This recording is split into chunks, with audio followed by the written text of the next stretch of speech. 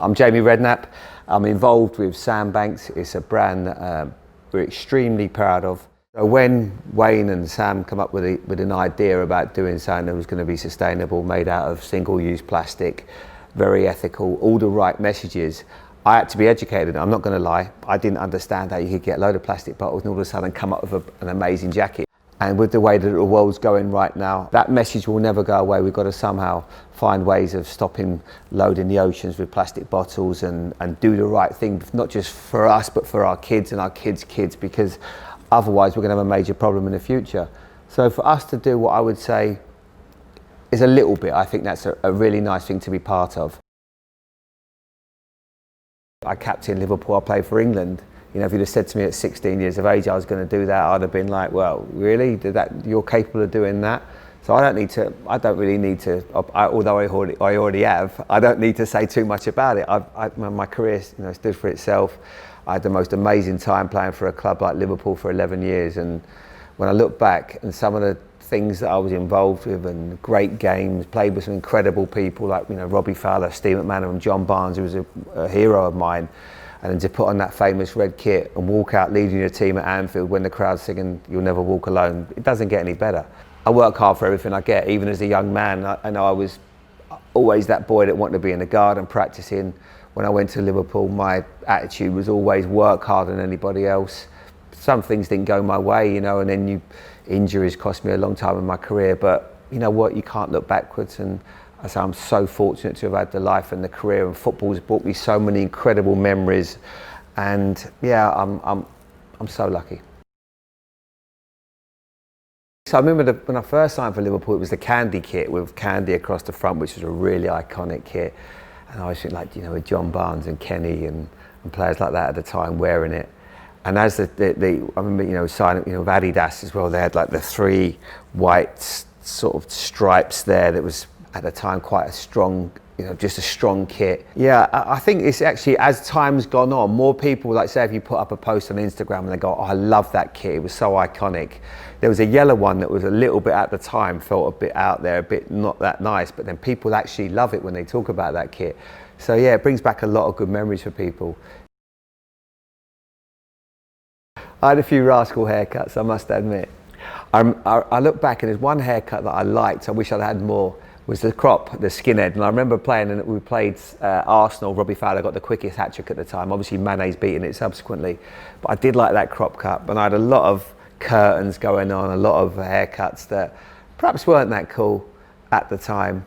But it was funny, like everyone sort of thought we were like fashion icons or worried about how we, like I can honestly say, like nowadays, players get hairdressers to come to their hotels or their house. It wasn't like that. I used to just let it grow and because I had curtains and a cow's lick at the time, it used to just go anywhere it wanted. And if I played now, if I might, like my Jonathan who cuts my hair, he'd be cutting it every week probably, and having tram lines and everything, but all the fashion that the guys do now. Pep Guardiola always looks great. He's so cool. He wears like cargo pants, like he'll have a really cool hoodie on. And I think for a manager now, Frank Lampard looks really good on the touchline as well. He wore tracksuits last year. This year I've noticed that he's wearing like a little bit of a smarter. So I think it just depends on really how you feel. And a lot of management now is about perception. Instead of actually what is the substance of how does he make his team play.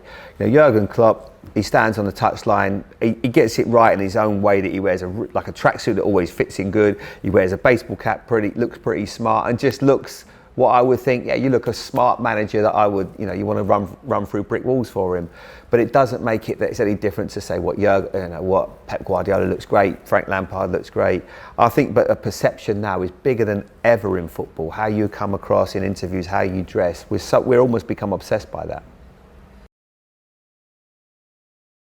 If I was a manager, I would probably go sort of smart casual like Pep does, I think. I think he gets it right where because your players are looking at you as well. You're the person they're looking at.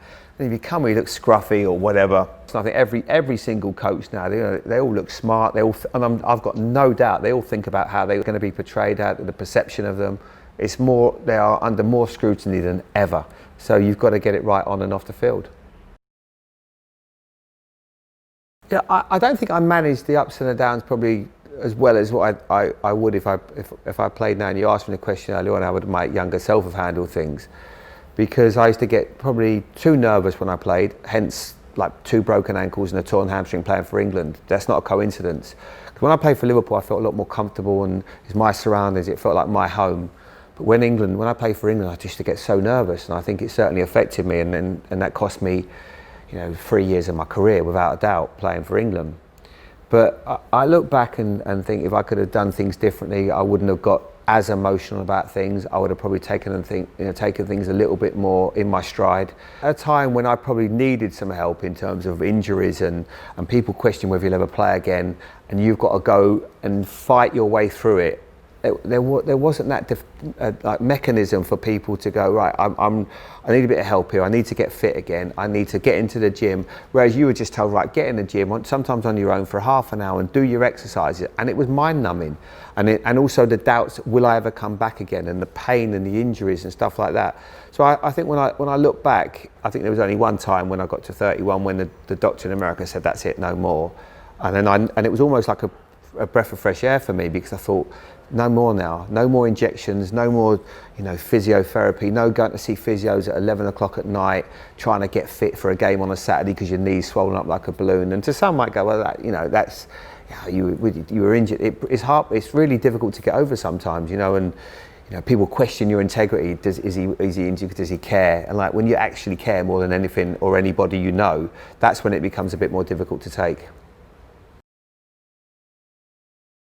When I got made Liverpool captain, it was obviously the biggest honour. There were 2 things that I look back in, playing for your country, when they sing the national anthem, and then captaining Liverpool were just 2 things that even that makes your hair on the back of your neck stand up, because it's just something that no one can ever take away from you. All the hard work as a kid, and all the dedication, all the times when all your mates were going out for a drink and you were like, no, I can't tonight, I've got to train hard tomorrow, and there was the sacrifices you have to make. And this is not just me, it's every footballer.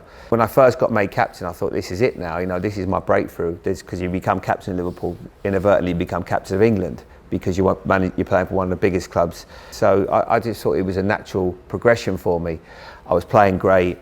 And then I started to get problems with my knee. It was like a really strange clunking feeling in my knee, and I knew it wasn't just a minor, like a meniscus or anything. I thought, this is not good. And I never played for England again after that. And I would have been in the squad to go and play in the Euros and everything like that. And once I came back, I was almost doing it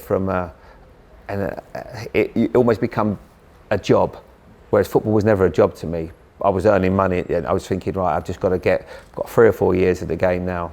And it all became, in a way, you felt like a bit of a mercenary, because I wasn't doing it for the love that I'd always done football for. Because when I was playing for Liverpool as a 21-year-old, if you'd have said to me that you can do it but you're not going to get paid, you'd have still done it, because it's the greatest job in the world. You're getting paid for it. If I do something, I like to try and do it right. I like to get, you can't just turn up on a whim and think, oh, who's playing today, and then just try and do your job. You've got to prepare. It's all about the fine details, and I like to make sure that I've watched that team the week before, whoever they're playing, so you get a bit of an idea or an understanding how they're playing and who's playing well. What's the story going to be? Yeah, so I think a little bit like football, really. You prepare, and the day that it becomes a job and you don't enjoy it, then that's the day you shouldn't be doing it. Yeah, when I go to stadiums, I always think, Anfield is one, obviously, because it gives me a lot of memories. And you sometimes, if I'm lucky, I'll take my kids up there, and you'll stand there, and then there'll be a moment where you think it makes you flash back to a goal you scored in the Cop End. And the first time I scored against Chelsea when I think I was 18, and as I've scored, I've sort of gone into the Cop after. There's like no greater feeling.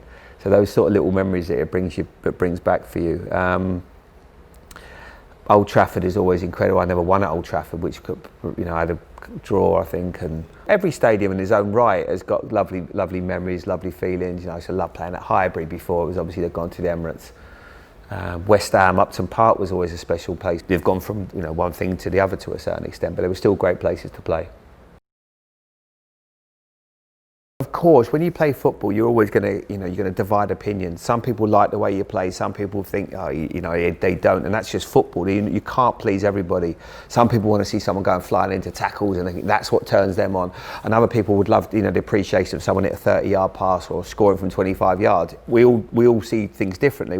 There's beauty in many different ways, and that's what makes football what it is.